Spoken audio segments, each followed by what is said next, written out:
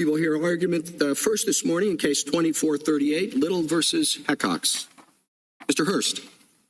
Thank you, Mr. Chief Justice, and may it please the court. Idaho's law classifies on the basis of sex because sex is what matters in sports. It correlates strongly with countless athletic advantages like size, muscle mass, bone mass, and heart and lung capacity.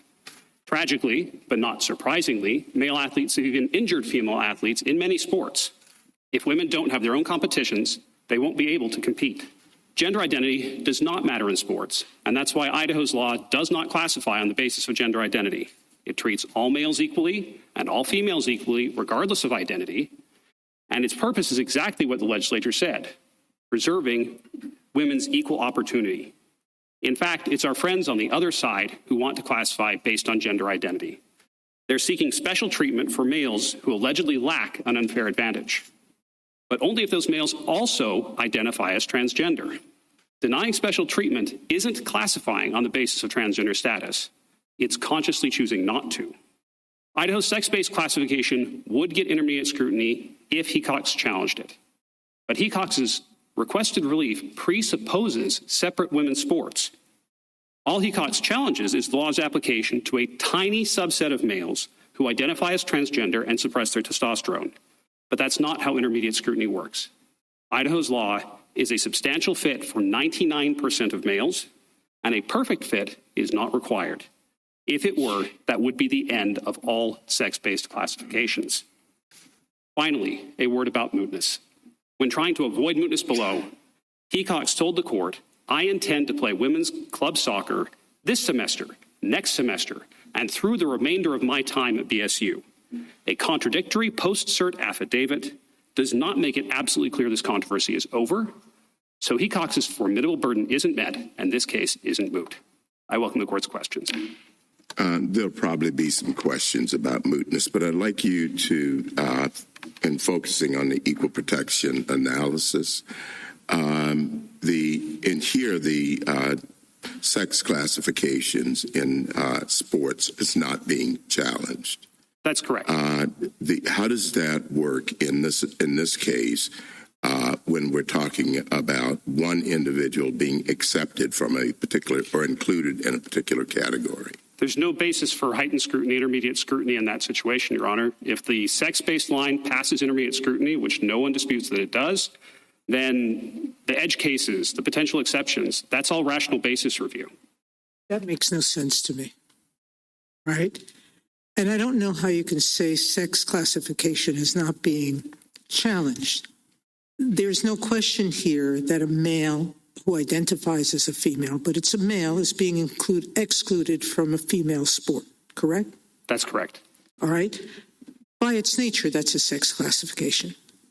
And all sex classifications, we have said repeatedly in our case law, require intermediate scrutiny.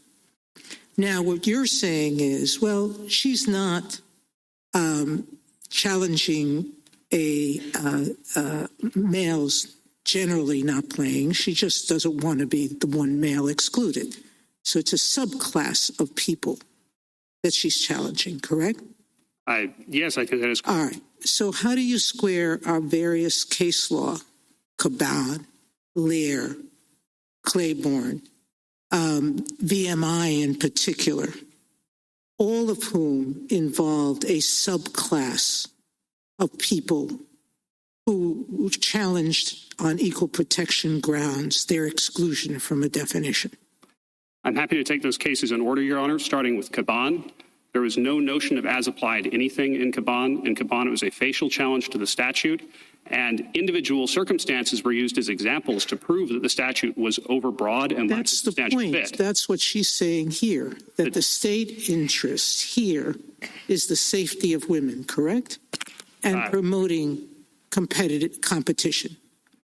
That's the state interest. And in Caban, the state interest was in ensuring that only children with active parents, let's say, were given a state benefit, correct? Yes, and Caban was struck down facially. The statute was considered unjustified. How about Lear? In Lear, we had the same. That's the opposite. That's the subclass, the people who were excluded. In Lear, the court said the law would be justified with respect to you, plaintiff, and because the law would be justified with respect to you, you are not able to challenge the law elsewhere. All right. So the How court about says, BMI? That distinction doesn't make any sense to me. It's still an exception. It's a subclass of people who are covered by the law and others are not. That's what we said. the VMI case is the flip side of Idaho's law. The VMI case, equal opportunity required letting women in to previously single-sex spaces. In this case, equal opportunity for women requires giving women separate spaces. And VMI said that was okay. VMI said separate housing. That's begging the very question at issue here. You can have a sex classification based on sex. You just have to have a reason for it and one that matches your exclusion. What you're trying to say is we don't even look at the reason to see if it has a scientific basis. The reason we don't look at the reason in this case to see whether there's a scientific basis is because no one disputes that there is a scientific basis for separate sports. But there is a dispute of that. I'm sorry. Are you then saying, Mr. Hurst, that there really is no such thing as an as-applied equal protection challenge? No, Your Honor, but what I am saying is that equal protection, the question is whether the classification is valid and not whether it makes sense in individual situations. But that sounds to me as though, and, you know, I think our precedent is actually very sparse in this area, sort of surprisingly sparse. But it sounds to me as what you're saying is as long as the classification is facially valid, a person does not get to come in and say that with respect to some subclass, a small subclass in this case, a person doesn't get to say with respect to some subclass, there's a mismatch, that the justification has run out, that the justification doesn't apply.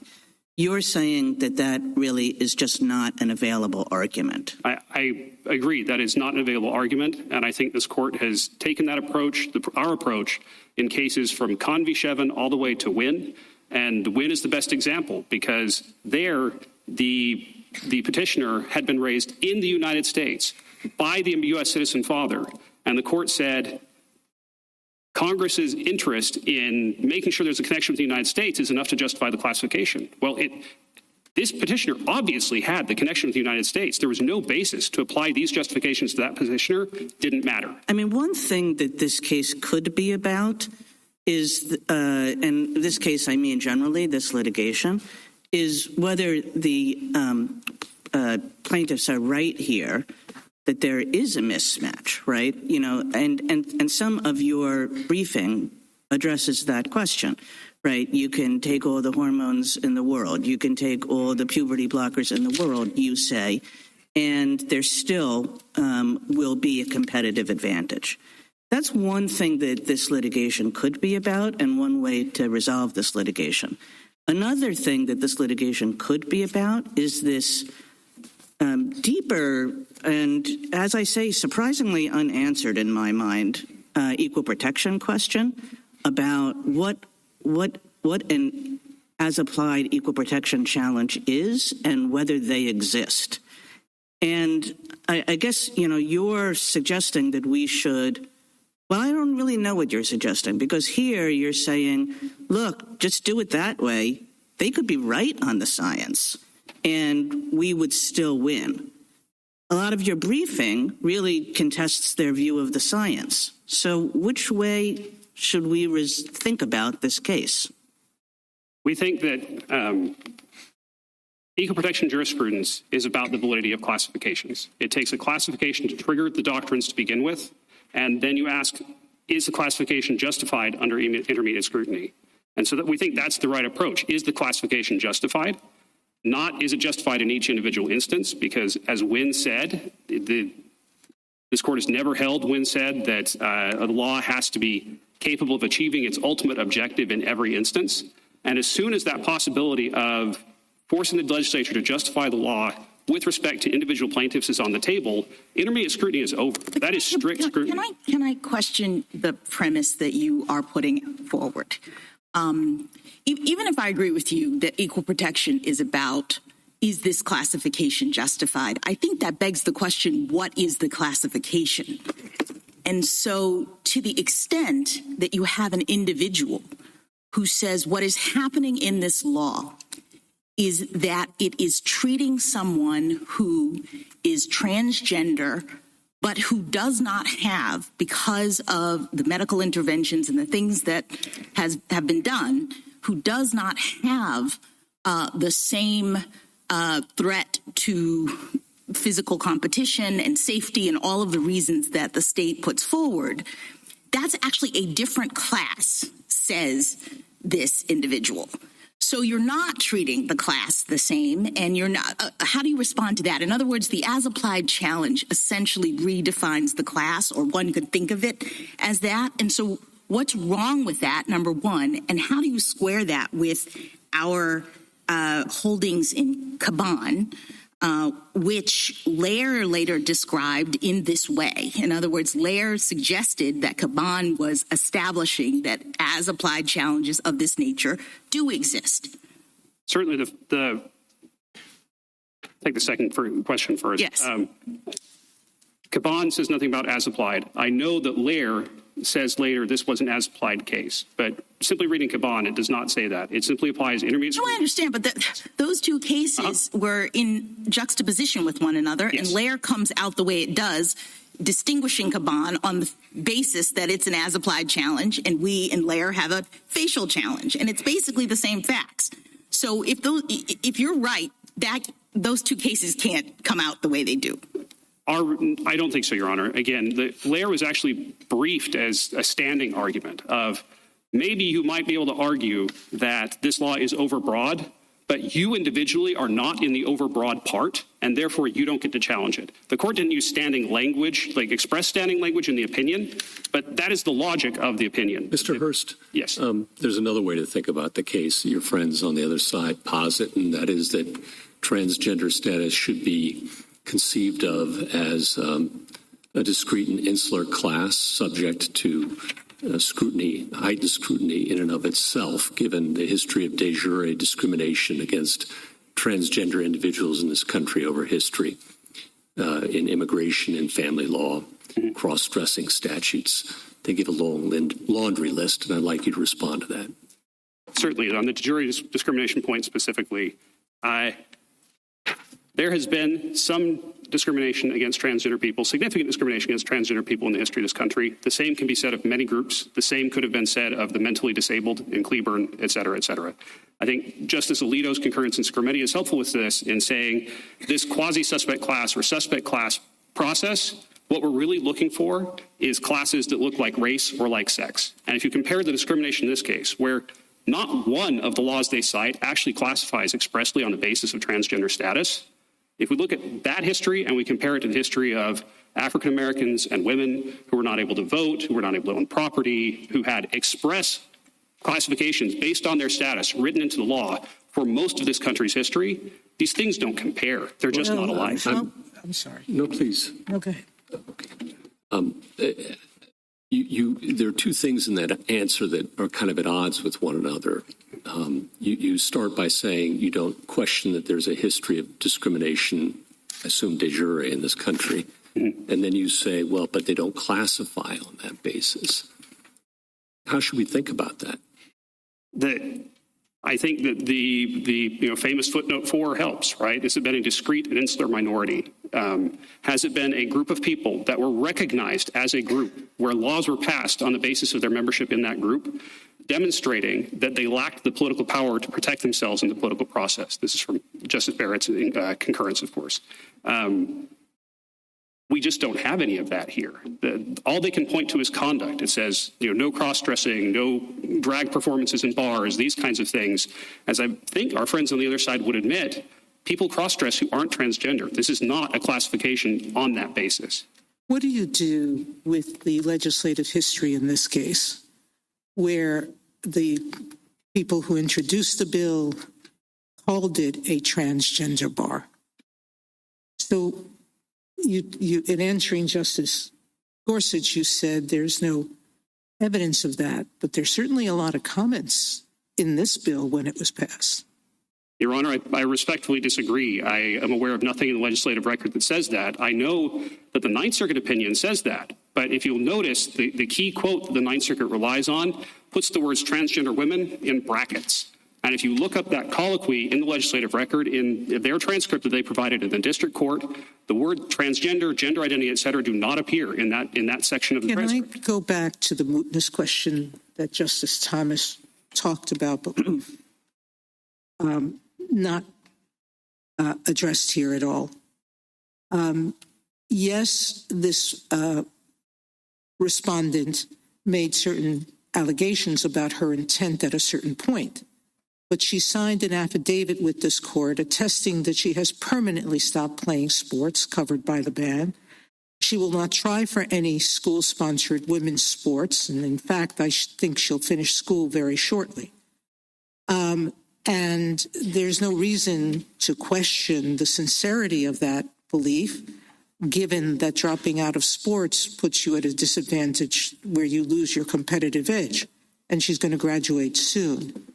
How is this different than Atchison Hotel, where the person in the litigation made representations that she intended to visit and continue visiting hotels in the future? And then, when the case got before us, she voluntarily dismissed those suits, like here, with prejudice. And we then directed that the case be considered moot. How is that different? To begin with, I add one further difference between the two cases. Here, it's not like she's attempting to avoid us reaching the question. In just a little while, we're going to reach the identical question in another case. So we don't have a subterfuge in attempting to stop the court from reaching an important legal question. I'll start with Atchison Hotels, Your Honor. In Atchison Hotels, no one disputed that plaintiff's plans going forward. In this case, even the district court does not credit the plaintiff's plans going forward. The district court struck the notice of dismissal and said Hecox's plans have changed before. Hecox's plans could change again. And also, the court feels that this is somewhat manipulative in order to escape the Supreme Court's jurisdiction. None of that existed in Atchison Hotels, and that puts us in City of Erie territory, where in that case, the premises were sold, the business was closed, the owner was in his 70s, and they said, that's not enough. You could still reopen this business. Your company is still incorporated under these circumstances where it's the respondent seeking through post-certiorari maneuvers to moot the case. That isn't enough. This case isn't moot. Thank you, counsel. Justice Thomas. Does the justification for a classification as you have in Title IX, male-female sports, let's take, for example, an individual male who is not a good athlete, say a lousy tennis player, and does not make the women's and wants to try out for the women's tennis team. And he said, there is no way I'm better than the women's tennis players. How is that different from what you're being required to do here? It's not at all different, Your Honor, and that's exactly what we're concerned about, that their arguments about needing to make exceptions from an otherwise valid classification for people for whom that classification doesn't make sense, those arguments don't limit themselves to people who identify as transgender. Many males could say, I can't really compete with the women's basketball team, and therefore I should be able to try out. And I haven't seen an answer from the other side as to why they couldn't. Beyond, I correct myself. They say that, well, those people don't face the same dignitary harm as transgender people. But I don't see how that's relevant to the intermediate scrutiny analysis. The analysis is this classification substantially related to a legitimate state interest? The person's reasons for wanting to violate the classification don't come into the analysis. Justice Alito. Justice Sotomayor raised the question whether the issues here are identical to the issues in the case we're going to hear in a couple of minutes, and I'd appreciate your views on that. Suppose we affirm or reverse in this case, in the other case, would that leave something undecided with respect to your case? Yes, Your Honor. Our case involves the issue of the constitutional definition of sex, which the Ninth Circuit made a decision about what sex means for constitutional purposes. The Fourth Circuit did not make that decision. We will be bound by that decision going forward unless the court reaches that question. That said, I would dispute the premise of the question, because whether or not the court has Article III jurisdiction in this case does not depend on what the court might do another day in a different case. No, that wasn't the premise of the question. It was just an attempt to explore the consequences of deciding the mootness issue one way or the other. Thank you. Thank you, Your Honor. Justice Sotomayor. There's a Munsingware GVR that's being agreed to here, so you're not bound by anything in this case. And our decision there will inform any new decision in the Ninth Circuit on this issue, correct? Whatever analysis we adopt in the Little case will control what happens in a new case. That is the law, Your Honor, yes. With respect to the Erie case, there, the 90-year-old man never said he didn't intend to open another business. He just said this business. And that was a distinction we saw. Here, she has said, I don't intend to do this. Now, every other promise that she made in this litigation, that she was going to continue trying out, that she was going to stay in sports, held true until this case and the negative attention she received, correct? To say she misrepresented her intent is going a little extreme when she honored all her previous intents and only changed her mind when new circumstances arose, i.e., the notoriety of this case, correct? No, Your Honor, nothing changed externally to the plaintiff. The plaintiff's affidavit filed in this court says that there has been negative attention and so forth since the beginning of this case. The only thing that changed to this court granted certiorari. And then after that, the plaintiff said, I want out, and so I will stop playing sports. Do you dispute that having a case named after you makes your infamy live forever? No, you don't think that Brown and any of the other named plaintiffs that we have in famous cases drawn attention to those people as people? Have you studied your law cases? Students do all the time. I think one of my colleagues had a course where they looked at the lives of the plaintiffs. Do you doubt that having a named case with such an eventful event is going to continue attention on this person? I don't doubt there will be attention, and I confess negative attention. I confess I have studied a few law cases, but have you studied the people? To some degree, Your Honor. What I would disagree with is there's no background principle of plaintiffs get to leave the litigation whenever they want. Even Rule 41, even in just the district court, the rule is that once the litigation hits a certain point, you can't leave. What you're going to assume, I know you don't want to, that you were to lose this case, you would say that we have to force an unwilling plaintiff who has offered to dismiss with prejudice, promise not to incur this activity again, we would force that person to continue prosecuting this case. The court did in City of Erie. That it did there, but is it the right thing to do? We didn't do it in Atchison. In Atchison, no one disputed that the case was moot. The only question was which Article III question would be decided first. In this case, we dispute the case is moot. We dispute all of the facts that this is based on. It is a formidable burden that Hecox bears. That's from Nike, already be Nike, to show that it is absolutely clear that this conduct cannot be reasonably expected to reoccur. We think, as the district court said in its striking order, that based on the changing history here, based on the past conduct, as Scalia mentioned in his footnote 3 of his City of Erie concurrence, there is a reasonable basis to doubt whether Hecox's current plans are the final plans. And as long as there's a reasonable basis not to credit the current plans, Article 3 lets the court hear the case. Justice Kagan?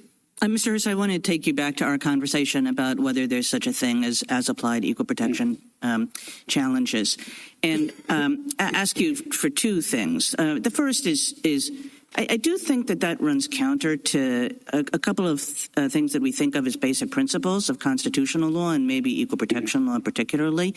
In constitutional law, we often say as-applied challenges are the preferred mode of constitutional adjudication. Certainly, we have not erected like bars to them in any other area as far as I understand it. And then in equal protection law, we say all the time things like people need to be treated as individuals and not as just as members of a group. And I'm wondering whether both of those principles don't suggest that any bar on equal protection, as applied equal protection challenges, is just wrong, is off. And then the second thing I want you to do after you do that is assume for me that there is such a thing, and to tell me how, in your view, an as-applied equal protection challenge ought to work in this case. Certainly, Your Honor. The first answer would be I recognize those principles that Your Honor is alluding to. The contrary principle would be the very nature of intermediate scrutiny analysis, that it is always possible, if you only have a substantial fit supporting legislation, then it is always possible to find people whom it doesn't fit. And then we're in strict scrutiny. So I completely take that point, Mr. Hurst. I mean, you're exactly right. And of course, intermediate scrutiny is different from strict scrutiny. It doesn't require the, almost perfection that strict scrutiny does. Completely take the point. But isn't that point really addressed to what we often consider in these areas, which is to facial challenges, right? So when you bring a facial challenge, of course, that's right, that you're allowed to have over-inclusiveness and under-inclusiveness and a lack of a perfect fit.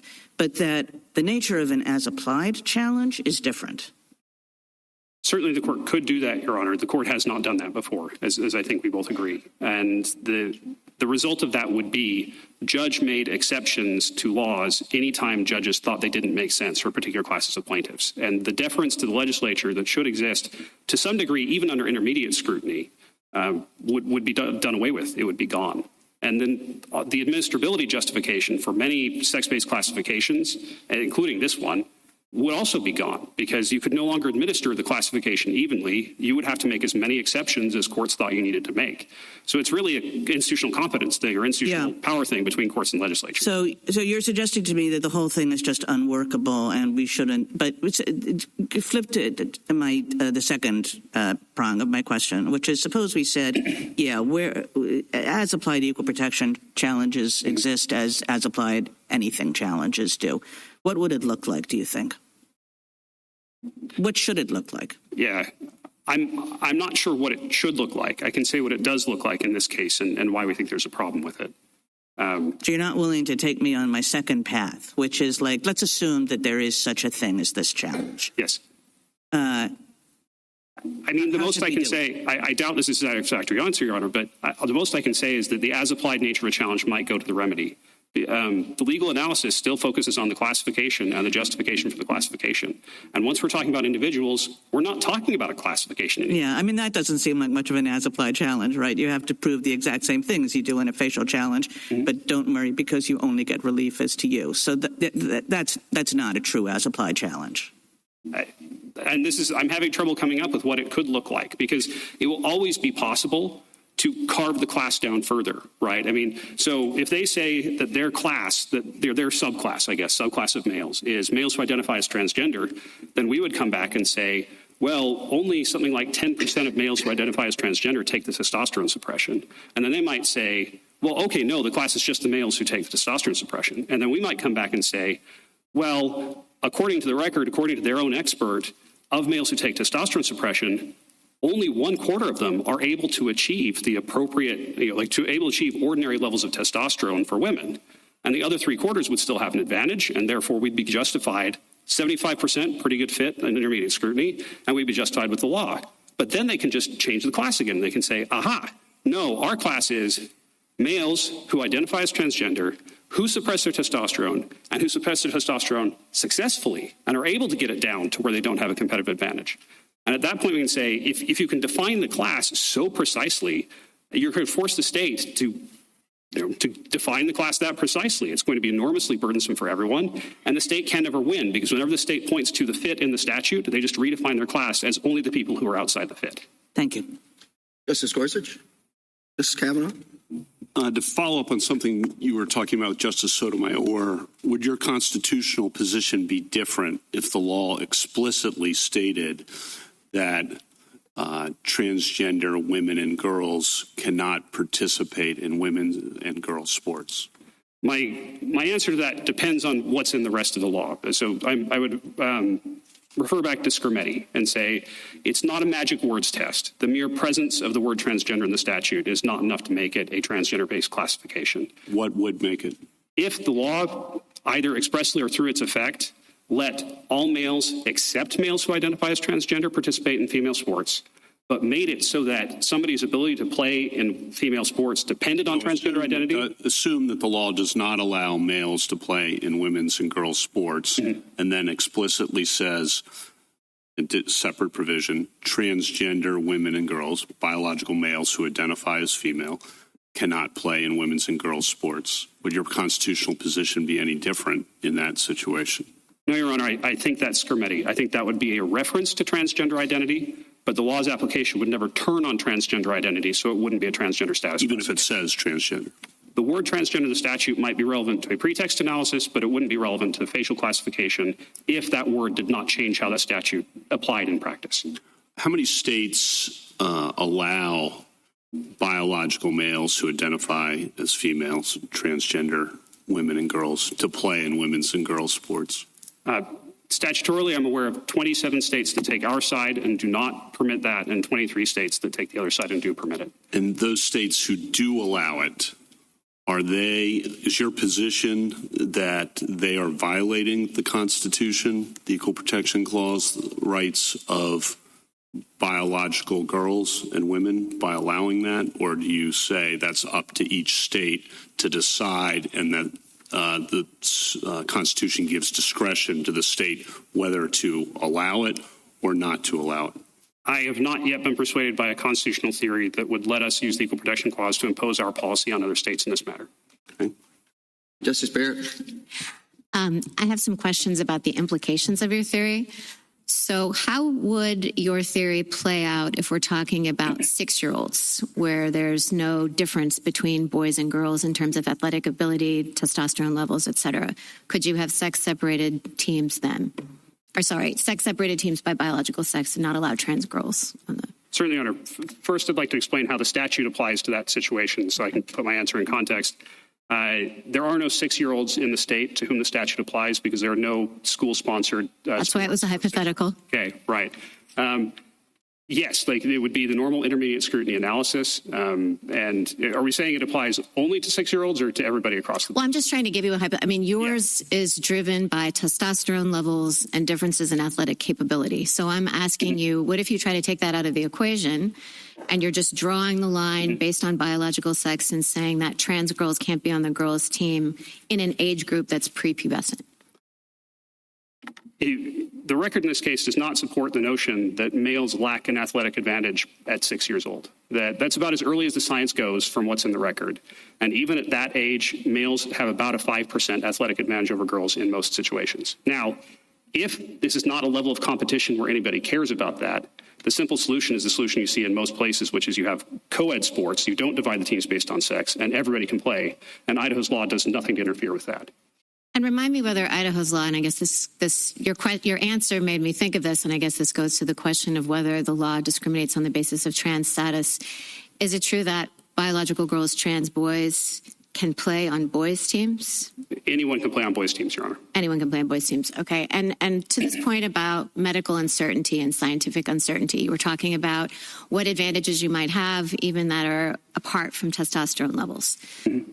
Your friends on the other side say that, listen, that science is uncertain, and so we need more factual development. It's not really clear how much of an athletic advantage boys and men have if their testosterone levels are below a certain point. How does that play out? Tell me why we don't need more fact-finding, or what is the state's burden in showing what the state of scientific certainty is? Do we have to defer to the state? Presumably at some point, if deference is due, the state would have too little scientific evidence to really get that deference. Tell me how to think about that. The first question would be, are we applying intermediate scrutiny? And we argue that the court shouldn't. But leaving that aside, if the court is applying intermediate scrutiny, then we'd say it's Turner Broadcasting that says the legislature, First Amendment case, applied intermediate scrutiny and said under intermediate scrutiny, the legislature has to draw reasonable inferences from substantial evidence. It does not need to act only on scientific consensus, which is what the district court in this case assumed incorrectly. Thank you. Justice Jackson? So I guess I'm going back to your discussion with Justice Kagan. I'm not sure I understand why you're characterizing the as-applied challenge in practice as the individual coming back and proposing a different classification, as though we're doing an analysis of the classification in the way that you suggest. I thought that the state has a classification that is its general rule. No individuals who identify as female but were sex at birth male can play in women's sports. And that the individual then is merely seeking an exception based on their individual capacity, because the state's general rule is based on fairness and medical science and all of these things. Do I have this, like, they're not proposing an alternative class necessarily. They are just saying that I should be accepted from that general rule on this basis. We agree that an exception is what they are seeking, Your Honor. And it's an exception based on transgender status, again. But that's the way the rule used to work, right? And I just want to be clear about what we're talking about here. Sure. I understood that this law originally was exactly that. That you basically said no transgender women in girls' sports, but we'll look at your evidence and look at your circumstances and decide whether or not you individually can be included. So is that what used to happen? As a matter of Idaho law, there was no law whatsoever before this. Is that what was happening on the ground in Idaho law? That's what NCAA policy permitted from 2010 to 2022. Before 2010, the NCAA policy matched ours. Since 2025, the NCAA policy has matched ours. Okay. But what I'm asking is, if that's the ask here, not that all transgender women be allowed, but that this particular plaintiff be allowed based on their circumstances, why is that so not administrable or proposing a different classification that we're not going to be able to sustain? I don't understand. So first as to administrability, Your Honor, making sure that a transgender athlete does not have an unfair advantage would require ongoing testosterone monitoring, because circulating testosterone can fluctuate. That is invasive. That is intrusive. No, but that's the burden of the person. The person who wants to play, he has to demonstrate to you, to whatever degree of scientific certainty, that they don't have a competitive advantage. Why would you not allow that? I guess I don't understand. The second answer is that there's nothing in that argument that limits itself to transgender identifying athletes. If this athlete doesn't have an advantage over women and therefore can compete safely, then there are other athletes that could say for different reasons that they don't have an unfair advantage and therefore they could compete safely. Yes, and I understand that, and there are legal arguments. Let me ask you something about the classification. I guess I'm struggling to understand how you can say that this law doesn't classify on the basis of transgender status. The law expressly aims to ensure that transgender women can't play on women's sports teams. So why is that not a classification on the basis of transgender status? I'd apply Scrimeti again. The question is whether the application of the law turns on transgender status, and it doesn't. It turns on sex. The legislature did not want to exclude transgender people from sports. It wanted to keep women's sports women only and exclude males from women's sports. No, I understand. But with respect to two individuals, a cis woman and a trans woman, who both want to play on a team that reflects their gender identity, this law operates differently based on their sex, right? The law does operate differently based on their sex, as Your Honor just said. It does not operate differently based on their transgender identity.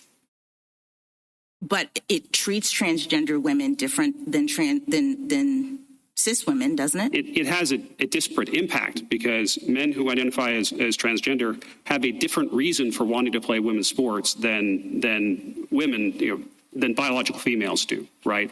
But if that were enough, then Skermeti would have come out a different way, Gaduldig would have come out a different way, other cases would have come out a different way. I'm blanking on the other ones. All right. Finally, let me just ask you about mootness, because it's a little odd, I think, that a defendant would not want a case dismissed. Ordinarily, the defendant is the one who's claiming mootness because they've been sued.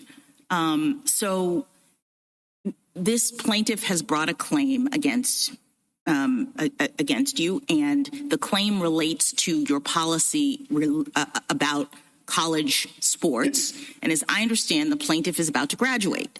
So wouldn't we have a mootness problem potentially notwithstanding any representations that the plaintiff made? I don't think so, Your Honor. I'd look to Camreta as the case that tells us the best case for telling us how we analyze mootness in this situation. It's, does the petitioner still have an interest in continuing the litigation? Only for a few more months. What if this decision doesn't come out until June and she graduates in May? It's my understanding at this point, I defer to my friends here, it's my understanding at this point that May graduation is not possible. For this individual? For this individual, that's correct. All right, thank you. Thank you. Thank you, counsel. Mr. Mooppan? Mr. Chief Justice, and may it please the court. It is undisputed that states may separate their sports teams based on sex in light of the real biological differences between males and females. States may equally apply that valid sex-based rule to biological males who self-identify as female. Denying a special accommodation to trans-identifying individuals does not discriminate on the basis of sex or gender identity or deny equal protection. All of that remains true, even assuming a man could take drugs that eliminate his sex-based physiological advantages. The law is reasonably tailored, regardless of whether it is perfectly tailored as applied to any such tiny subset of men. And states are not required to redefine sex or monitor the testosterone levels of female athletes.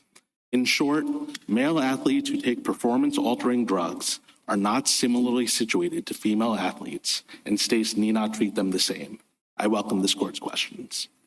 Would you elaborate on what you alluded to, and that is that whether or not a state has to, its asserted interest in classifications has to bear out in each individual case?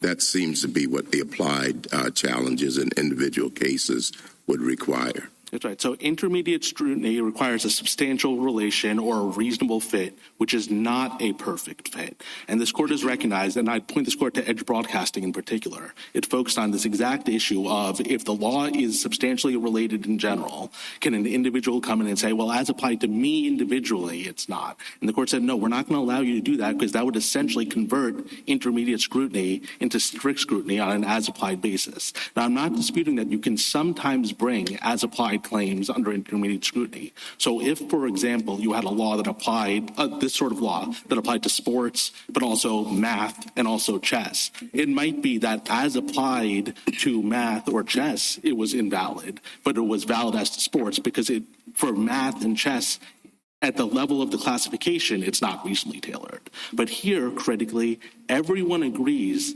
that for sports, for 99% of men, it's reasonably tailored. It's just the 1% of trans-identifying individuals who take drugs and then those drugs are effective. That's a problem. And this court's decision in Michael M. makes clear that that's not a viable as-applied claim. In Michael M., this court upheld a statutory rape law that applied differently to men than women, and the rationale was because women faced a unique risk of pregnancy. But of course, if either the male rapist or the female victim was infertile, there'd be no pregnancy. So on their theory, you could have come in and said, well, I have an as-applied claim that I was infertile, so it was okay to rape the underage girl. And this court not only rejected that, the court said it would be ludicrous to say that you could bring an as-applied claim for prepubescent girls.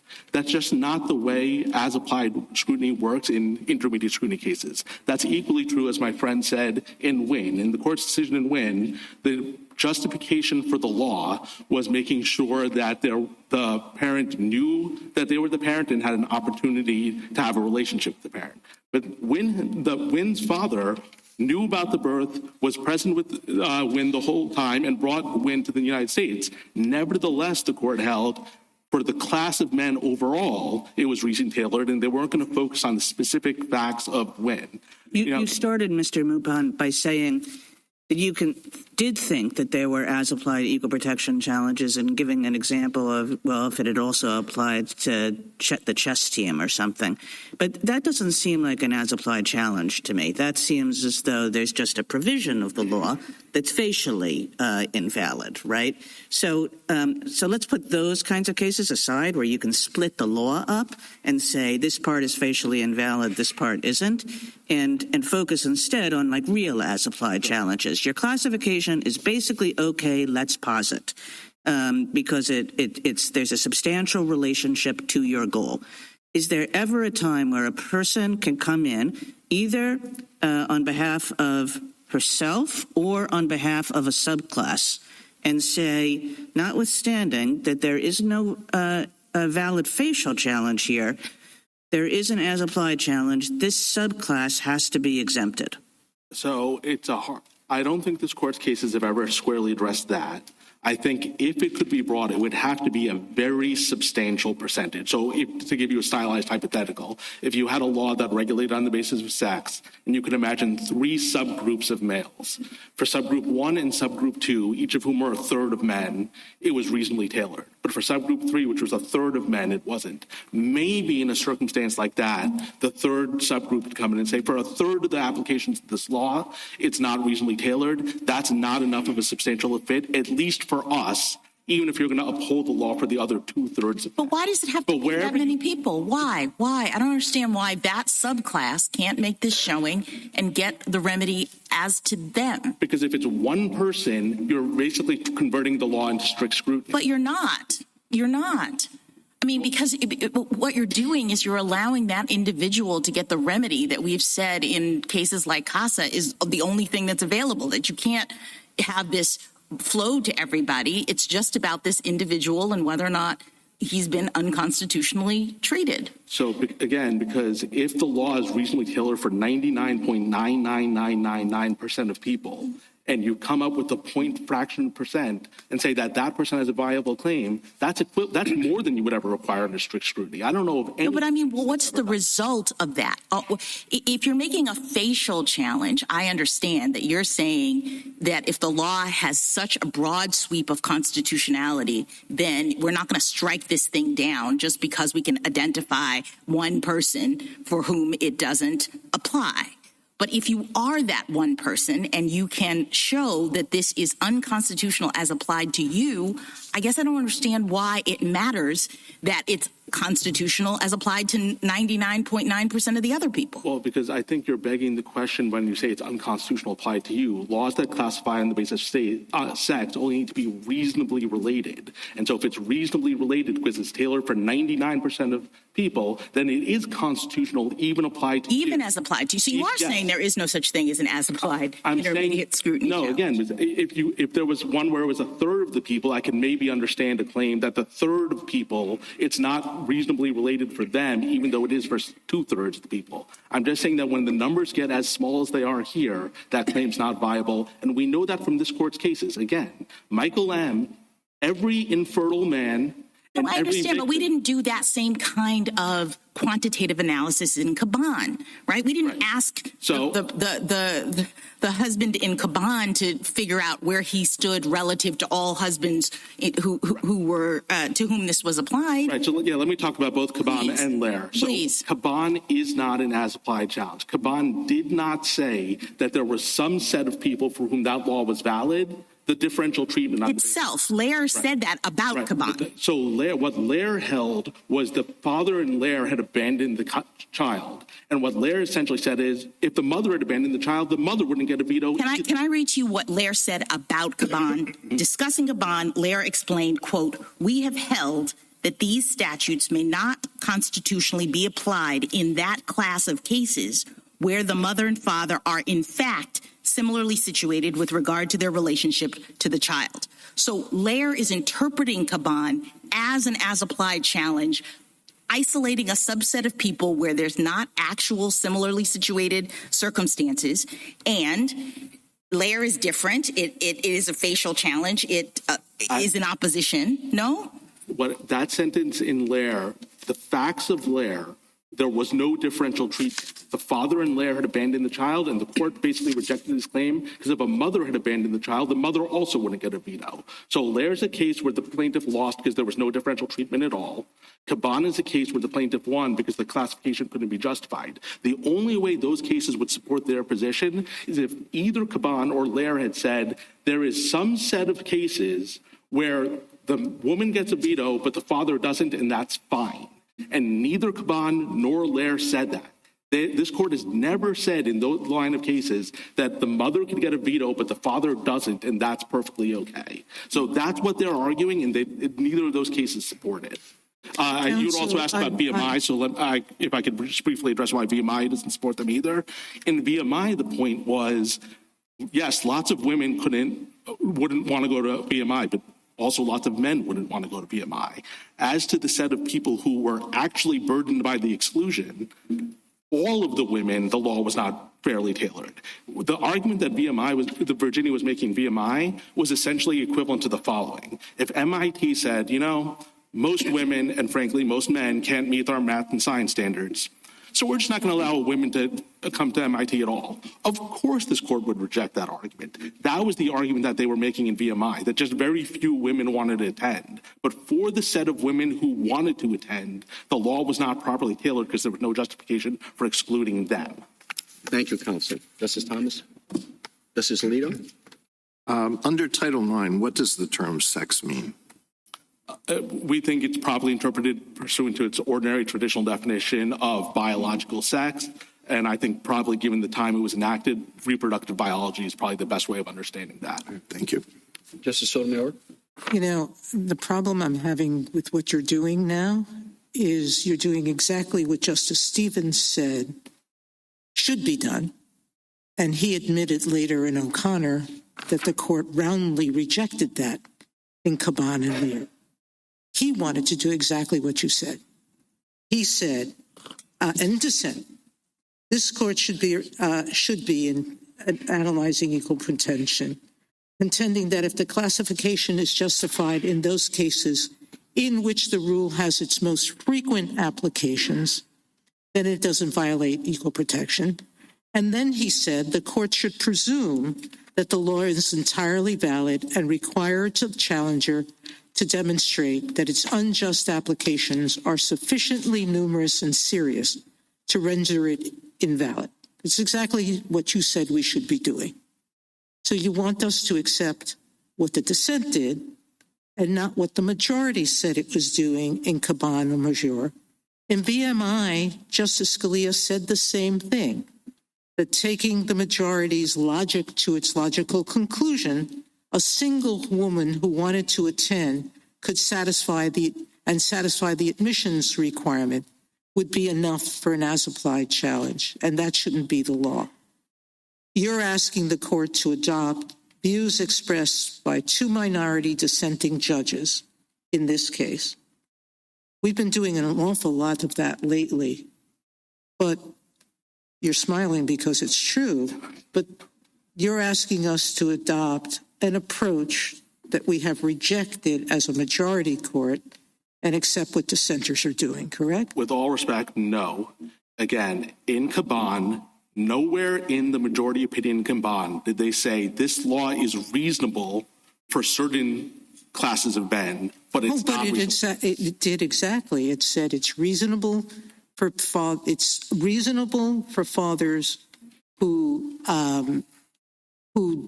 don't support their children. It won't be reasonable for fathers who don't. With all respect, Your Honor, it did not. Caban did not uphold that law as applied to any man who hadn't abandoned their child. Now, it is true Lair's upheld the law for someone who had abandoned their child, but the reason it upheld the law is because women who abandoned their child. Logic of the opinion is that if the reverse had been true, it would have ruled the way it did. I don't think that's true, but even if you thought that was... Sure. No, I just have one last question. What's percentage enough? There are 2.8 million transgender people in the United States. That's an awfully big figure. I do understand that in Idaho, this was the first transgender child, but that just happenstance as to location. What makes a subclass meaningful to you? Is it 1%, 5%, 30%, 15%? One is not enough for you, but why? Well, so I'll say... When the numbers don't talk about the human beings. So I'll say a couple of things about that, Your Honor. The first I'll say is if the distinction between intermediate scrutiny and strict scrutiny is the difference between a perfect fit and a reasonable fit, 1% surely has to be on the side that's reasonable. But if you don't want to just take the 1% on its own face, I would point your court, you want to focus on majority opinions or opinions for the court. Michael M. rejected a challenge, even though that law wouldn't, for infertile either infertile rapists or infertile victims, the justification didn't apply. There are certainly more infertile people. They did it on a different basis, which had to do with different harms. No, that's not true, Your Honor. Well, I can read the decision and tell you. With all respect, that paragraph, it says, even setting aside the physical differences, it is ludicrous to think we have to exclude infertile children from this rape law. And there are certainly more infertile people than there are trans-identifying individuals who take these drugs and eliminate all their physical advantages. So if we just focus on holdings of this court, we know that this percentage is too small. Justice Kagan? Mr. Mooppan, just assume with me that there is such a thing as a as-applied equal protection challenge. What would it take to bring that challenge? What should the plaintiff have to show? I think they would have to show that, A, they are a substantial enough percentage to be able to bring an as-applied claim, and then as to that group, the law wasn't reasonably tailored for them. And that they would have the burden on that. It's not for the state to come back and say, the state does not have to satisfy that burden initially. I certainly not the first of the two things I said. I think if you thought that you could have a valid as-applied claim and they had made it through the gate of saying they were a big enough class, then I think consistent with normal intermediate scrutiny, I think the state does bear the burden of showing justification for that class. So I think the state would have it on the second step.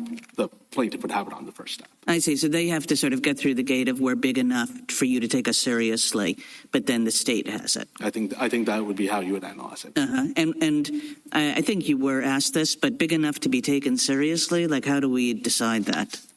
You know, again, the court's cases haven't really talked about it. I think the way I would think about it analytically is the difference between intermediate scrutiny and strict scrutiny is the difference between a perfect fit and a reasonable fit. So is there enough of a group here that we think that we're not essentially holding the state to perfection? If it's so close to perfection, then you're really undermining the difference between the two. If it's a big enough group that we're not asking for perfection. I mean, are you really undermining the difference between the two? Because usually we think of the difference between the two with respect to facial challenges. So you have to do a whole lot less to show that the facial classification that you're making is okay. I don't think so. I do think that you would very much be undermining the difference between the two if you said that even a single person could bring an as-applied intermediate scrutiny case. And again, I would urge Your Honor to read Edge Broadcasting. There's a whole section of the opinion that's on this exact issue and says exactly what I'm saying. Now, admittedly, it's a First Amendment case, but it's an intermediate scrutiny First Amendment case. Thank you. Justice Gorsuch? If the class is big enough, in your discussions, say a third, as you discussed, might it just fail intermediate scrutiny facially? I mean, at some point, do they collapse? So I agree that that's part of why these are so unusual. If there's a big enough group that you've excluded, you're exactly right. It might not be reasonably related as a whole, and so then it facially fails. But I could at least conceptualize a situation where it covers enough people validly that a facial challenge fails, but it covers a big enough group that it can't be justified for, then maybe you could bring an as-applied claim.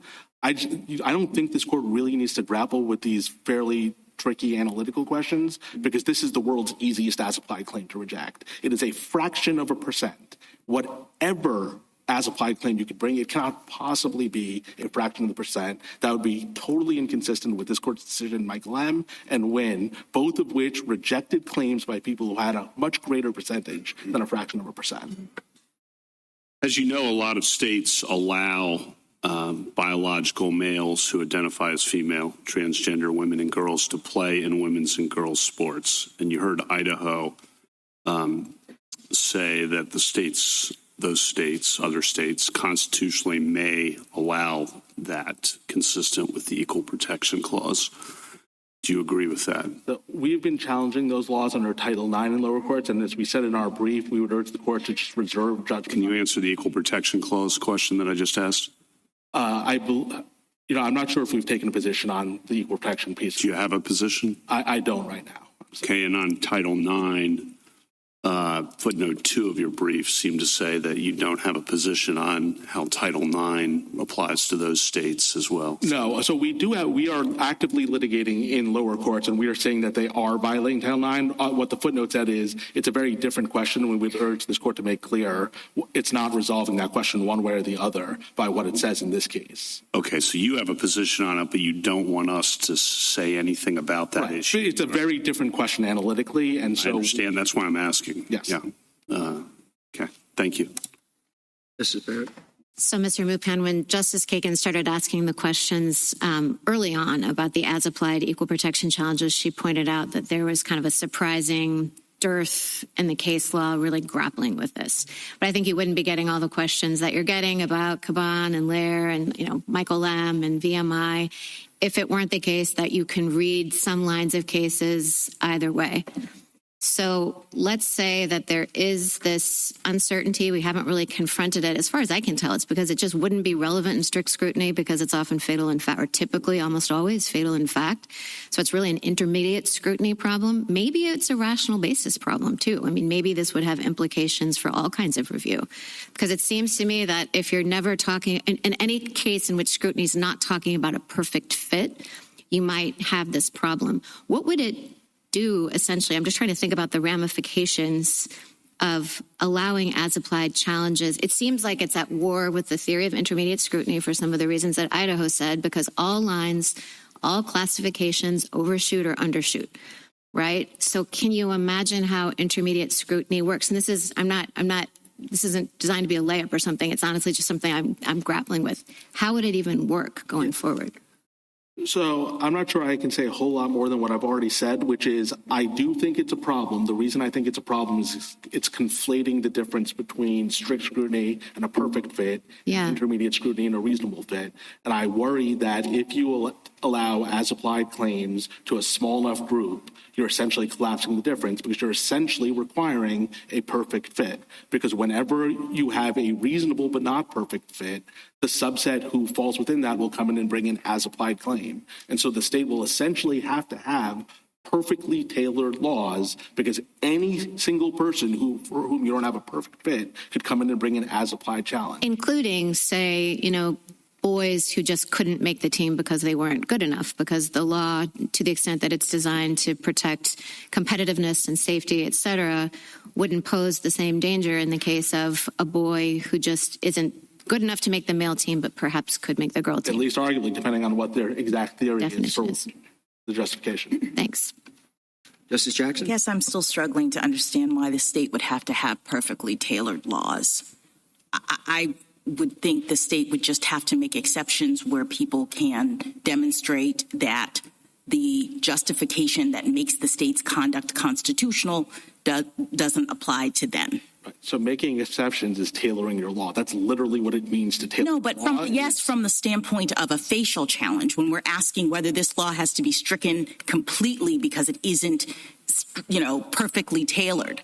What we're doing is a different exercise in the as-applied challenge. We're asking whether, even though this law is overbroad, we're assuming it's overbroad now because you've got in there some people to whom it should not be applied. What do we do about that? What is the remedy that those people can get? And what I hear you saying is they get no remedy unless they can demonstrate that there are enough people that this is sufficiently overbroad that it's no longer something the state can do. Right. And I don't understand why that is. Why wouldn't, when we identify people for whom this law operates unconstitutionally, that's the premise, because now I'm in remedy, right? The premise is that you have a person who's successfully made an as-applied challenge. This, to me, unconstitutional.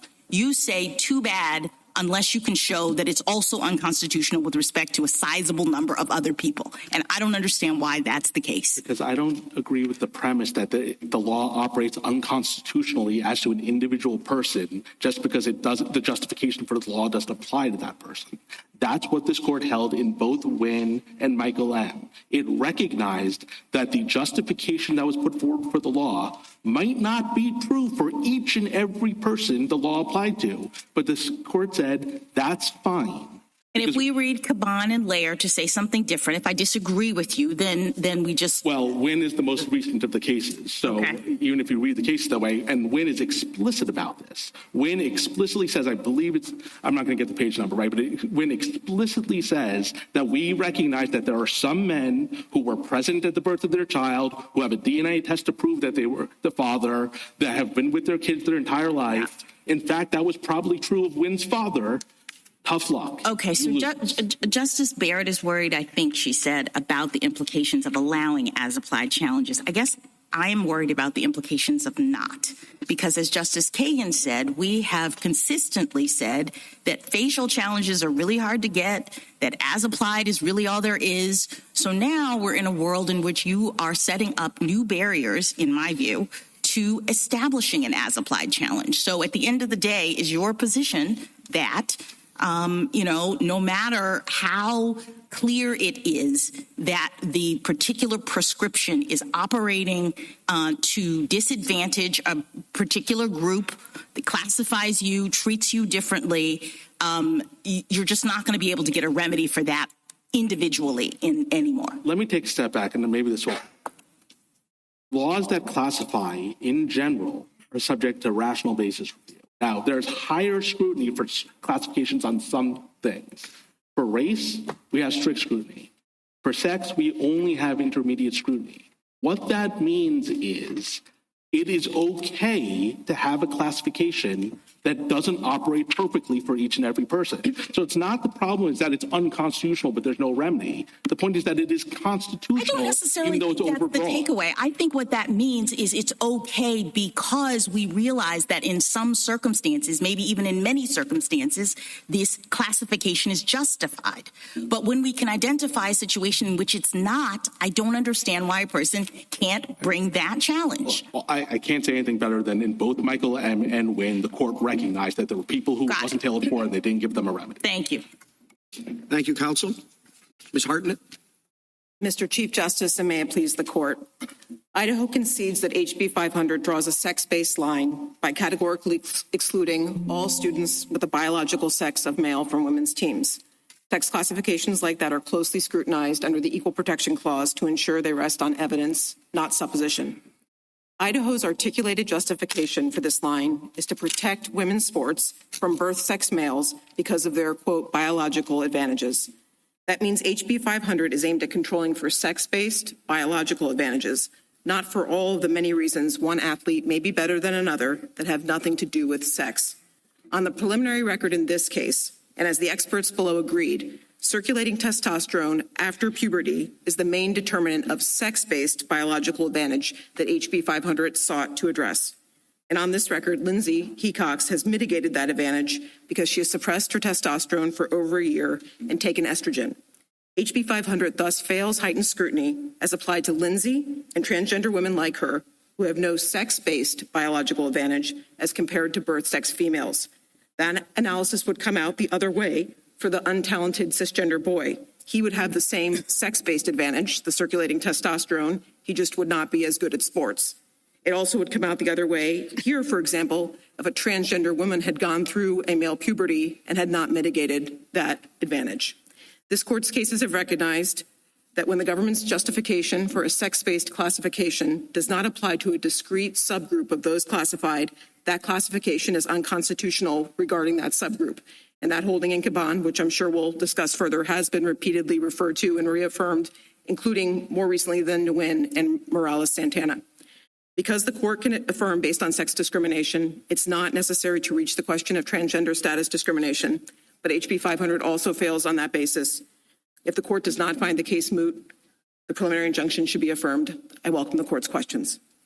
Couldn't you make a similar argument with respect to Title IX itself and the sex difference, the permission, the fact that you can have male and female sports?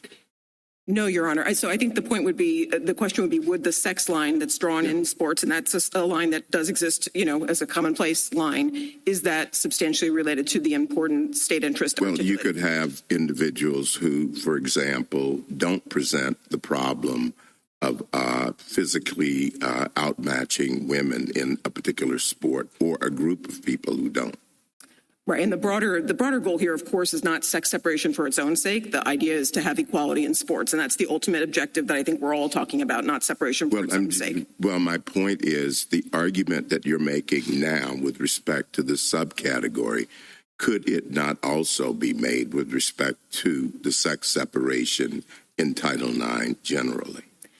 Occasionally, there have been examples of a boy challenging the separate teams because they want access to a team that's not available for the boys because of the way Title IX works. To be clear, we have not aware of an example of a boy challenging the sex separation so that they can be on the girls' team where there's a boys' team that exists. In that case, the courts do look at that under intermediate scrutiny, and they determine that the overall goal of ensuring equality in sport opportunity for women and men allows for the distinction. Counsel, I wonder if you could address what has been, I think, the basic focus of the discussion up till now, which is, as I see it anyway, whether or not we should view your position as a challenge to the distinction between boys and girls on the basis of sex, or whether or not you are perfectly comfortable with the distinction between boys and girls. You just want an exception to the biological definition of girls. Thank you, Your Honor. We're not asking for a particular definition or even really an exception. I think what we're asking for, and it is similar to the nature of the challenge that was brought in Caban. The situation there were there unmarried fathers that were barred completely from objecting to their child's adoption. And there the father said, we'd like to be able to have that objection. We have a substantial relationship with the children. And in the group, and there was actually a pretty tailored group in that case. In Justice Stevens' dissent, he points out it has to be an older child and there has to be a participation in the rearing. For that subgroup, they were allowed to challenge that and get the relief. And so, I do note, too, that Justice Stevens pointed out that it was an indeterminately small subgroup of an unknown number of fathers. So I think that's the analogy that we would draw here to what we're asking. So what would be the appropriate inquiry? And it's asking you basically for your response to Mr. Mooppan in particular, that going sort of challenge by challenge, whether it's based on a transgender status or anything else in the situation, is really transforming intermediate scrutiny to strict scrutiny.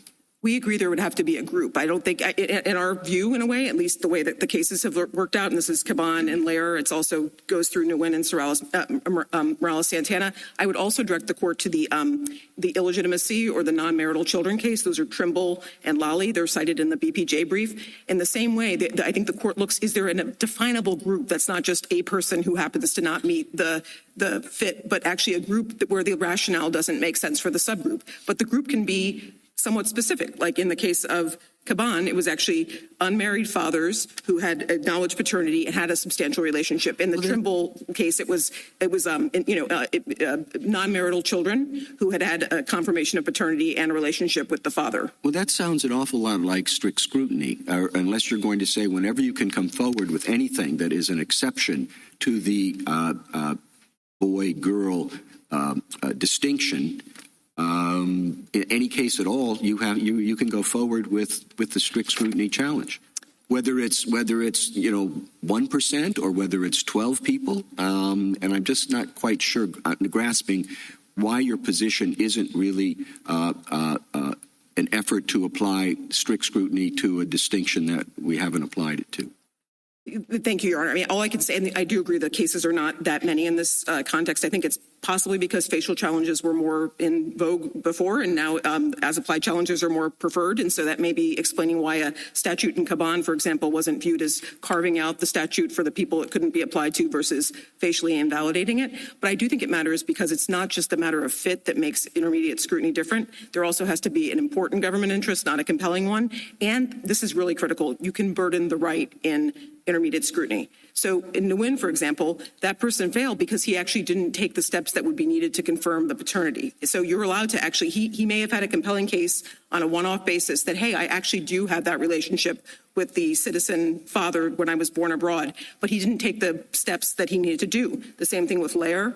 And the same thing with Lally and the Trimble-Lally line. So you can actually burden the right by saying Lindsay Hecox has to actually submit testosterone tests or something else different than other people, and that would not be allowed if it were strict scrutiny. And if we follow your approach, which allows a challenge to even a fairly small group that's affected, in what way would we not? That would apply across an entire range of things where there's a distinction currently between boys and girls, quite apart from just athletics. Is that correct?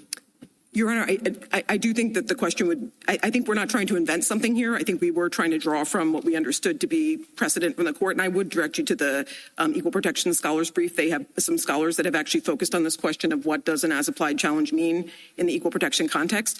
But I think taking a step back, the question always would be looking at what the state's asserted interest is here. And here the state is not asserting an interest of having the boys' teams be better and the girls' teams be worse. What they're trying to do is control for a sex-based biological advantage. And so I think a lot of the hypotheticals that you can maybe understandably think about, what about the untalented cisgender boy? What about the transgender woman who didn't mitigate?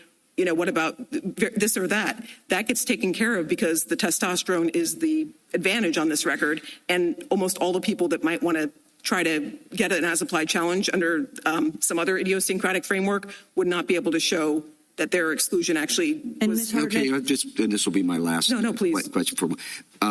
My point was more that how we approach the situation of looking at it not as boys versus girls, but whether or not there should be an exception with respect to the definition of girls. That would, if we adopted that would have to apply across the board and not simply to the area of athletics. I mean, I think it's a general framework for equal protection challenge that, again, predated this case, this litigation. There have been boys that have tried these challenges in the past. They generally have failed because they actually don't lack the opportunity or actually are treated, they're not being treated differently than similarly situated individuals. You said, Ms. Hartnett, that you're not talking about individual by individual by individual. It has to be a defined group. So how big does the group have to be? How does it have to be defined? And why are there those requirements? If what you're saying is right about equal protection law, why wouldn't it extend to individual by individual by individual? I don't think the court has foreclosed that other than this actual obvious conceptual question of like, when do we get towards strict scrutiny? I think what I could tell you is that in the way that the court looked at it from Caban to Lair to Nguyen to Morales-Santana and then also Trimble and Lally for the case of non-marital children, the court seems to usually be trying to figure out not just is this individual somehow idiosyncratic, but are they part of a group that actually doesn't make sense to exclude? And that makes sense because usually you're trying to figure out is the interest served by the exclusion, and there's usually some principle why a subgroup was not properly included. And what are the requirements? What does that group have to look like? Mr. Mooppan suggested that it has to be, fairly sizable. It can't be 1% or less. why not? Why? What are the other requirements? Like, how do you go about defining which group, which subclasses get to make this challenge and which subclasses don't? That's a good question, Your Honor. I think in Trimble, this is again the non-marital children case and cited in the BPJ brief, they said discrete categories that were unnecessarily excluded. That was the notion there. So I think that's where we were trying to make clear that we don't think it can just be we have a person that is extraordinarily idiosyncratic and they should get their case. And I don't think anything in your cases rules that out.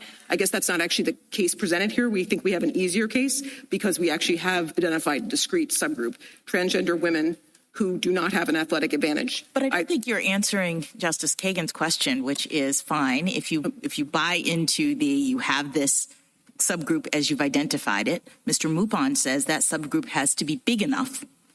Do you agree? And if so, how do we evaluate that? I don't agree with that. And I think that is I think in a way this is the Caban dissent kind of coming back after many decades, because there Justice Stevens said in the dissent he's assumed that the case in that case was assuming that the case extended only to himself and by implication to an unknown number of fathers, and went on to say indeterminately small part. So I think there's never been a numerical requirement.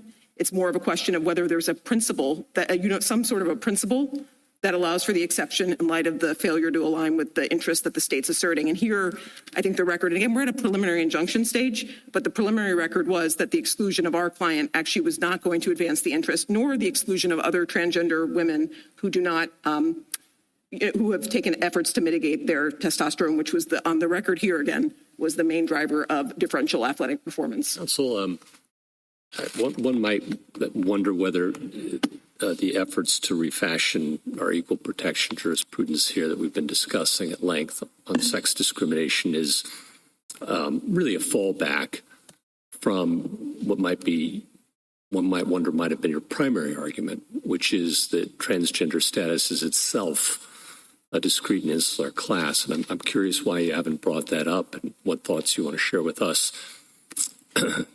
Your friend on the other side said the laws you pointed to in your brief don't address transgender persons as such, and that makes all the difference. Thoughts? Well, thank you for the opportunity to address that. I think we were trying to find the most straightforward way to help the court to an answer here, and I think we do. I've been wondering what's straightforward after all this discussion. No, I understand. I think these are older cases, but it's very interesting to see the debate between the majority and Justice Stevens, and then Justice Stevens and O'Connor kind of admitting that he was applying his dissent in Caban. So these are cases from the court. We think they have some force. But to the question you've asked, I do think it's important to begin with, you heard my friend on the other side talk about cross-dressing or other laws. They didn't have any response to our point, because there isn't one, that transgender people were categorically excluded from immigration to this country under an overall umbrella of being a psychopath. That was the actual decision of this court in the Boutelier case. It was interpreting language of Congress that determined that when Congress used the term psychopathic personality to exclude people, they meant to include homosexuals and other sex perverts. Perhaps not our finest hour. Well, it's not your fault, but I think that. Thank you for that. No. Well, it was by reference to a congressional report. They were trying to figure out what did Congress mean, and there actually was a public health service report. I would direct your attention to it because I think it really does go to the level. I was surprised when I read this document. It's 1952 USCAN 1653 at 1701, trying to explain why sex perverts would include homosexuals, transvestites, which was the name of the day for transgender people. The term transgender did not become more common till now. So I think reading Boutelier and reading the USCAN that's cited in Boutelier is instructive. I also think that the laws on cross-dressing, I think that's an interesting point, because what that actually means as a practical matter for the transgender person was that they weren't allowed to leave their home as themselves to enjoy all of their civil rights. And we don't want to exaggerate it, but we also don't want to understate it. There were major cities in the country, Chicago, others, that actually barred you under subject to criminal penalty for leaving your house in clothes that weren't matching your gender. And people were actually prosecuted under those laws. So again, I appreciate, and we're not saying you have to have the same history. We're certainly not equating the experience of the transgender community to that of Black Americans or of women. But just as illegitimacy or non-marital children has been recognized as a class that gets closer look, I think we respectfully submit here it would make sense to do so. We appreciate, though, this is a question that the court hasn't recognized a suspect class for a long time. They also haven't shut the door to a suspect class since Cleburne. So I think we prefer, to the extent the court was still finding another path forward, the reason why we tried to help you find a way to answer the question here based on sex discrimination. Well, to pick up on the issue of discrimination on the basis of transgender status, let me just go to some basics. Do you agree that a school may have separate teams for a category of students classified as boys and a category of students classified as girls? Yes, Your Honor. If it does that, then is it not necessary for there to be, for equal protection purposes, if that is challenged under the Equal Protection Clause, an understanding of what it means to be a boy or a girl or a man or a woman? Yes, Your Honor. And what is that definition for equal protection purposes? What does it mean to be a boy or a girl or a man or a woman? Sorry, I misunderstood your question. I think that the underlying enactment, whatever it was, the policy, the law, we'd have to have an understanding of how the state or the government was just understanding that term to figure out whether or not someone was excluded. We do not have a definition for the court. And we don't take issue with we're not disputing the definition here. What we're saying is that the way it applies in practice is to exclude birth sex males categorically from women's teams, and that there's a subset of those birth sex males where it doesn't make sense to do so according to the state's own interest. Well, how can a court determine whether there's discrimination on the basis of sex without knowing what sex means for equal protection purposes? I think here we just know that we basically know that that they've identified pursuant to their own statute, Lindsay qualifies as a birth sex male, and she's being excluded categorically from the women's teams as the statute. So we're taking the statute's definitions as we find them, and we don't dispute them. We're just trying to figure out, do they create an equal protection problem? All right. Suppose this school that has a boys, let's say, track team and a girls track team. The school has that. And a student who has the genes and the reproductive system of a male and had those at birth and has never taken puberty blockers, never taken female hormones, never had any gender altering or affirming surgery, says, nevertheless, I am a woman. That's who I am. Can the school say, no, you cannot participate on the girls' team? So you're just a birth sex male who has all the advantages of birth sex male hormones, and can the school bar him from the women's team? Yes, they can. But that person, is that person not a woman in your understanding? If the person says, I sincerely believe I am a woman, I am in fact a woman. Is that person not a woman? I would respect their self-identity in addressing the person, but in terms of the statute, I think the question is, does that person have a sex-based biological advantage that's going to make it unfair for that person to be part of the women's team? And that's the rationale for the regulation, and so that's the way we would be testing that hypothetical. Well, the reason I'm asking has to do with discrimination on the basis of transgender status. So what you seem to be saying is, yes, it is permissible for the school to discriminate on the basis of transgender status, because if this person is a trans woman, a trans girl, and is barred from the team, from the girls' team, then that person is being subjected to differential treatment based on transgender status, right? Well, then the question would be whether it was the scrutiny would be satisfied. So from our perspective, that would be a transgender classification. It would get heightened scrutiny, and it may be satisfied here because of the need to have to curtail unfair athletic advantage. That would be the analysis. We are not pressing in this case the notion, and the case does not require the court to decide whether transgender women who've gone through puberty and have not suppressed their testosterone would be able to play on a men's team. And the record here is a preliminary one where that doesn't present that question for the court. When this does present a particular factual situation, and we have to decide that case, but looking to the broader issue that a lot of people are interested in, there are an awful lot of female athletes who are strongly opposed to participation by trans athletes in competitions with them. What do you say about them? Are they bigots? are they deluded in thinking that they are subjected to unfair competition? No, Your Honor, I would never call anyone that. And I think what we're saying here is that you have to, that's the reason why there is intermediate scrutiny, or even in rational review, you don't legislate based on undifferentiated fears. You base on trying to make a rational response to what is a perceived issue. I think here, although I would take issue with the notion that there was no reference to transgender individuals in the creation of this law, I really would direct the court to JA. Again, this is not about animus. I'm just saying that if you look at JA, pardon me, I need my JA 105 through 112, there are numerous references to from the sponsor of the law saying the way we're going to try to protect women's sports is to not have transgender women play on the women's teams. And that was the fear that they had at the time. Again, that is not an accusation of animus. It's just a question of what was the statute doing? And then we go to the point of, does the statute survive heightened scrutiny? That would be the inquiry. Do you think that the success of trans athletes in women's sports is proportional to the percentage of trans athletes who participate in women's sports? I think I would direct your attention to, there's I want to make sure I have the right amicus. There's an amicus brief that talks about some of there are examples, obviously, of some transgender people that have participated and excelled. They actually are few and far between. You know, we have our client here who tried to make the NCAA team because of the injunction. She was too slow. She played club soccer, club running. She was even an officer in one of those clubs, just doing what you would hope a college student would do. You'll hear from my colleague about the other case. But I do think that, and there's a brief that in the amicus briefs that will share the examples of showing that's a bit overstated.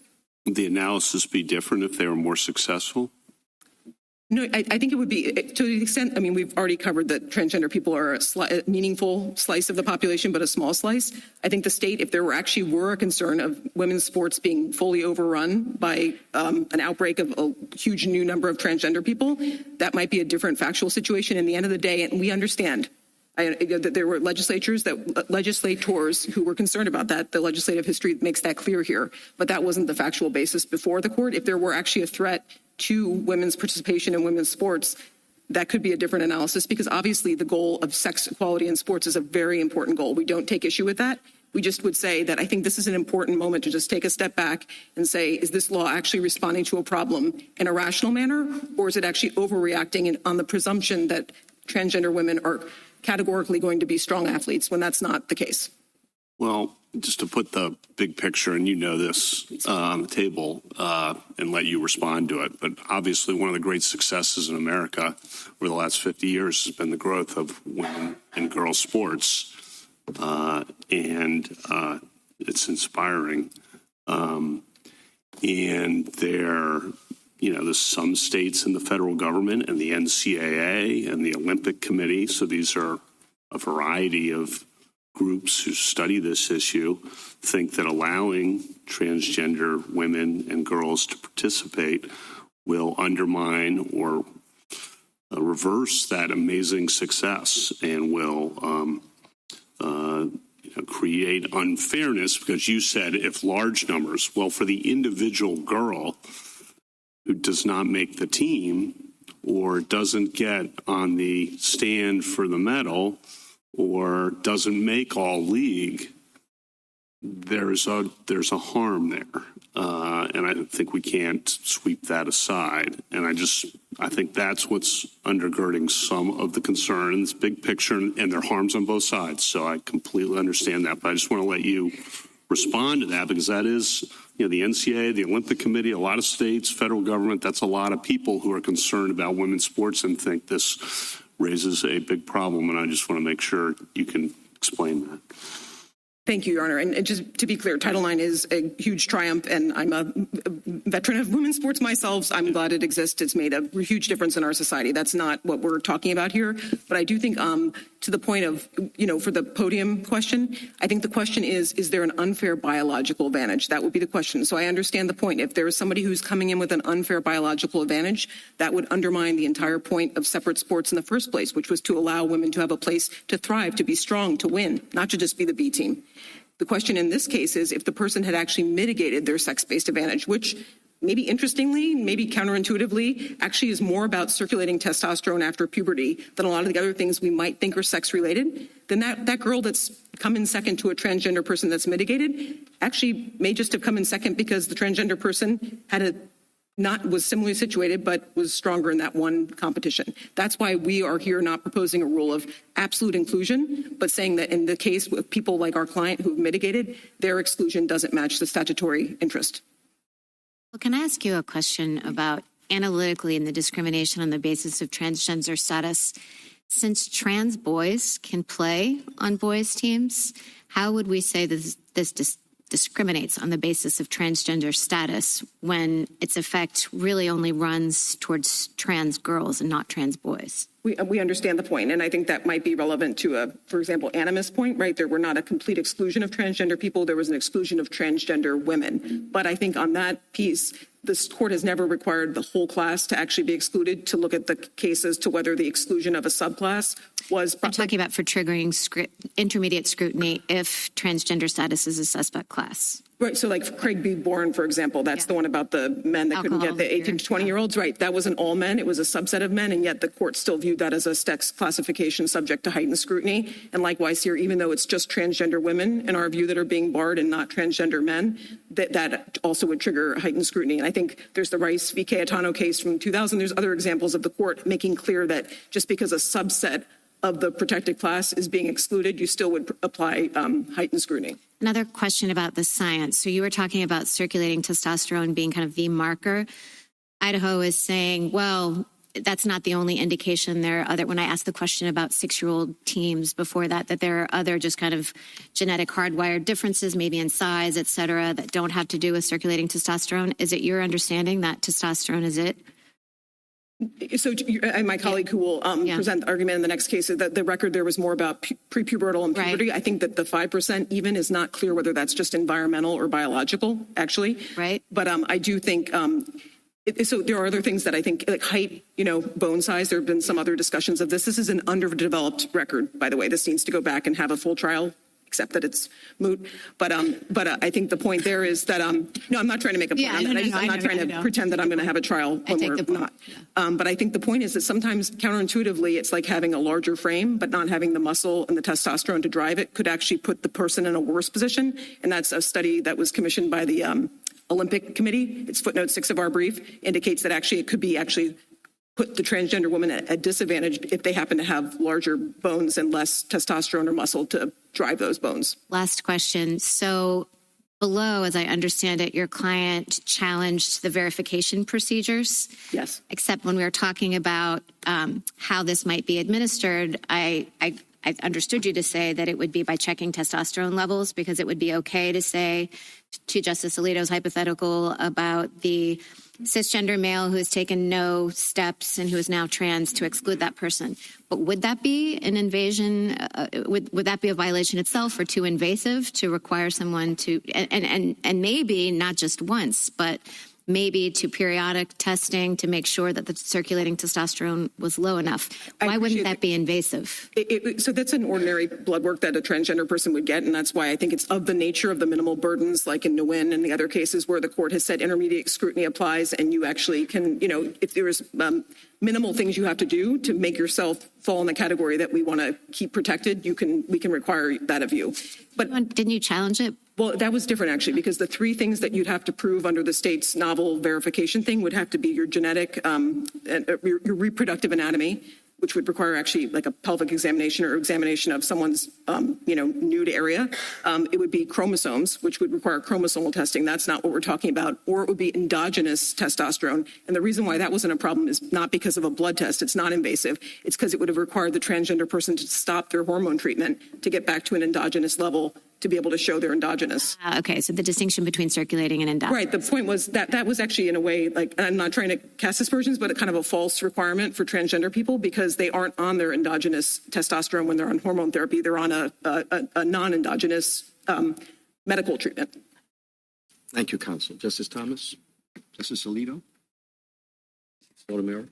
I'd like you to address mootness because you raised it with Justice Barrett. Is this case moot?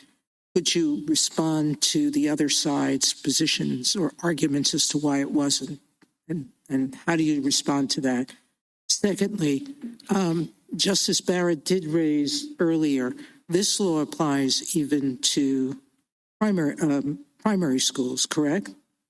Taking your second question first, yes. I don't think it's in the record whether or not there are any primary schools, whether they sex separate or not, but that is the law. And so at least as to that subgroup, no one could doubt that primary school children might have the strongest argument that there's no difference in their physical makeup that would cause harm or otherwise create an advantage, correct? That would be our position, Your Honor. In this case, we had both our client who was at college at the time, and then we had a high school intervener who was worried about being subject to the sex verification, so we didn't really get into the building a record on the But the point is that the law might be overbroad in many ways. Certainly, yep. And there's still, as you noted, Idaho is the first or the second state to pass this law? It was the first. I mean, these cases come to you because they're early ones. And the record here was the most underdeveloped, correct? Including because it was a preliminary injunction. There was a substantial amount of expert material in the record that allowed the district court to make appropriate findings, but it was not the level that you build out for a trial. And both courts said that the record had to be looked at more carefully. Expressly, they did. All right, so answer the mootness question. I mean, Your Honor, all I can say is that we've tried to provide the court with accurate information as soon as it came to pass. In 2024, when we opposed certiorari, our client still was active and intending to play sports. The court granted the case. She was preparing for what she hopes is her final year of college. She was concerned about the increasing hostility and the visibility. I mean, we're here now, and that's okay. She understands she brought the case, but that was the basis for her trying to end her sports career. And it isn't contrary to what she said before. She did intend to play sports through college. Her college has taken a long time. She's now sworn she will never play sports that are covered again, and she won't do that even if she happens to somehow win this case. So that is just the truth. But whether the court believes it's moot, that's, we put the facts before you for you to decide. How about her graduating this year? There was a suggestion she might not. As you can tell, we have college students have so she is trying her best to get through college. I think at this point, and I'm just basing on what I know of as to today, that she's unlikely to graduate by May, as my friend said, but is hoping to make through summer credits, could graduate in the fall. Finally, in terms of the sports teams, the Olympic team, that all happened in 2025 after our president directed them to. We do think that's worth parsing out. Again, there's been a lot of contentions made on both sides that are extra record, but I do think a lot of those things flowed from the executive order. There were some other sports orgs that were doing different things, but I think we have to be careful not to broad brush that because some of it may have been political, some of it may have been scientific, and the record really isn't fully before the court. Justice Kagan? Ms. Hartnett, I just want to get your understanding of what constitutional review would look like in this context. So you said it's not individual by individual. You have to come in and say there's a class that's not being treated appropriately. What is that class here? Thank you, Your Honor. And I would say I don't think the court has ruled out the individual case. I just think we weren't presenting it that way because we were trying to align ourselves with how the court had looked at it. I think we would say we represent the group of people that do not have an athletic advantage, that have mitigated their biological advantage of being born male. So who do not have an athletic advantage for reasons of taking certain medications or hormones or no sex-based biological advantage. So it would encompass both people that had gone through the male puberty and had mitigated. It would also encompass others that have not yet gone through puberty or that staved off puberty with the puberty blockers. And as to those people, who has the burden of showing that the justification doesn't fit? I think I think once we've identified the subclass under intermediate scrutiny, it is the state's burden to show a substantial relationship for that group, and they failed to, and that's how those other cases proceed. You wouldn't think that because we are talking about an as-applied challenge to a law that's facially everybody can see is legitimate, that the burden should shift to you? I don't think that's how the cases looked at it when they were assessing. They were kind of assessing whether the state had provided enough to allow the exclusion. For example, in Lair, the state had made an adequate showing to show why the parent in that case was properly excluded. And how do you think the question of scientific uncertainty should play out in an analysis like this? Thank you. That's a good question. And I know this was something the court did address in Scrimeti, a rational review case, but citing Carhart, which also talked about that. I think the one thing we definitely want to have is complete findings. So that's why we really were urging to have a full record developed before there were any final judgment of scientific uncertainty. I think the court has not fully grappled with what does scientific uncertainty mean and how does it come into conflict with heightened equal protection scrutiny. But I think we don't need to present that yet because on this record, there was not uncertainty. This person had mitigated testosterone was the determinant. Maybe on a later record that would come out differently. But I don't think that. Just play it out a little bit if there were scientific uncertainty. I mean, if it really were an equipoise, then I think that that is a situation where I think it's still heightened scrutiny. So under heightened equal protection scrutiny, the burden is on the state to justify the law. And if they haven't been able to justify that, that usually fails. If it's really a question of they're at 50-50, do we allow the state some leeway? I don't think that's been answered in the court's cases. Normally, the heightened scrutiny controls, and there's not a deference on top of that in the equal protection context. Thank you. Justice Gorsuch? Just to follow up on that, I wonder if that starts to sound like strict scrutiny, because if the point of intermediate scrutiny, of course, is some leeway for the state, not a perfect fit, at least in the facial area. But if there's scientific uncertainty about whether puberty blockers and testosterone suppressants completely or mostly or some percentage of the time eliminate all competitive advantage, some competitive advantage. I mean, you've been very careful, I think, and rightly so, to talk about mitigating advantage. But I don't know, does the state have to show that it eliminates advantage and it doesn't eliminate, some percentage of advantage remains in each individual case, or for the group as a whole? I'm struggling to understand your response to Justice Kagan on that score. Maybe I'm inartfully posing the question, but I hope you understand. I do understand your question. I think the question is at some level, I think the question is where you have science that's developing in real time at some level, what happens, how does that dovetail with trying a state that's trying to regulate and do that? I think what we can say on this record is the categorical exclusion is really not supported, I don't think, by any science. This again was from kindergarten through college. And so there'd be some subgroups at least. And I think there has to be an effort to try to tailor it. I think here the problem was there was a reaction of transgender women, a picture of what that would be, kind of an undifferentiated fear, frankly, from the Cleburne case. And so I think I appreciate all of that, but it seems to me from my glance at the record, and quite a record it is, and, that there is a healthy scientific dispute about the efficacy of some of these treatments, and that's understandable. And I'm just wondering, how does that fit with, assume there is some dispute. And I understand the record remains to be developed further, but how does that fit with intermediate versus strict scrutiny? At the end of the day, it's the state's burden to show a substantial relationship. And I think in the case of something where they're doing their best and have the best evidence some evidence to support what they're doing. Some evidence, the best evidence, exactly. I mean, that's a level of evidence that wasn't met here. So the study and the findings, I mean, the district court made a really good point. That study had actually been retracted and it didn't pertain to transgender athletes. So in a way, this is not the hardest case. I appreciate it as a hypothetical. I guess what I would just urge in this area that's sensitive, obviously politically, but also as a matter of science, to at least let a record develop in one of these cases that lets you decide, actually, is this I totally agree 50-50 versus 80-20? That's all right, but 50-50, does the government win? Does 70-20 the government win? That's what I'm getting at. I understand the complexity of the record and the difficulty of the science, but if we're going to have individual cases brought, that's the kind of question we're going to ultimately have to answer, not the science question, but the percentage question, if you will. No, I understand that. I mean, VMI does provide some sort of a metric of what we would do there, which was we looked to see there were kind of evidentiary debates on both sides of that. But even if you could say that a lot of women may not have ever made the cut, the fact that there were some that did was enough to invalidate the entire policy. So I think there are ways for courts to make those judgments. And I think the court has not yet, I think, encountered a case where heightened scrutiny puts a heavy burden on the state. It's not an insurmountable one like strict scrutiny normally is. And then what happens if it ends up with the evidence being a tie or close to it when we go back to the trial court?